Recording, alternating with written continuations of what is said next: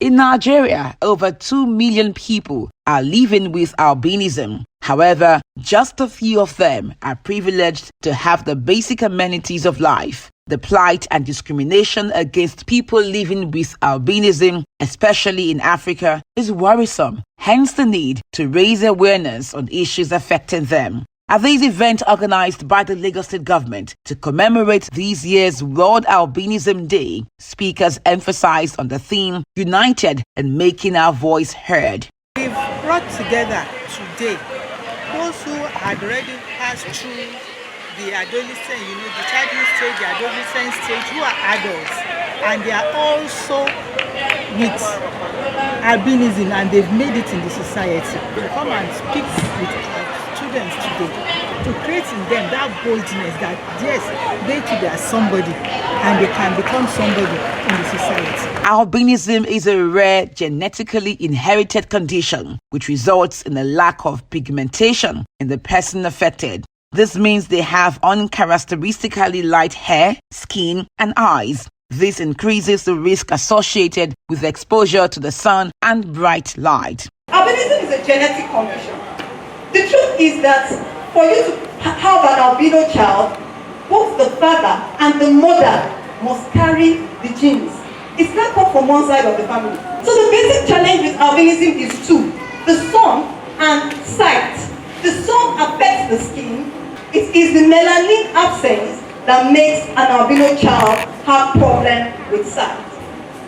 So the major issues are: number one, the myth; number two, the discrimination. The need for parents, teachers' collaboration was stressed, orientation for other students, as well as arrangement for one-on-one classes in weak subjects for students with albinism was highlighted. The fact that you are an albino does not make you less of a human being, and that is the truth. And so as parents, the moment you have that child, you make sure that you give the child the best care you can give the child. What we went through, we don't want the younger ones to go through it. So we want them to have a constant support system whereby a child with albinism will be monitored so that even when they drop out of school, we want to know why. We want to know what the challenges are and how to help. I feel free, and I want to let them to know that they should not be discouraged. They should have courage in themselves, that everything they do, they are greater. Be bold and don't let anybody weigh you down with what they say. And no matter what they say, just know that you are perfect. We have to be very understanding. We should not jump into conclusion about them. And if there are some things that some of these albinos tend to do, we should see it as their coping mechanism. So what we just need to do is to love them, care for them. With the help of this lecture, I've been able to know many things.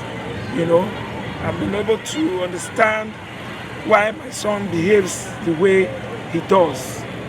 And at the end, I got to understand they are special people.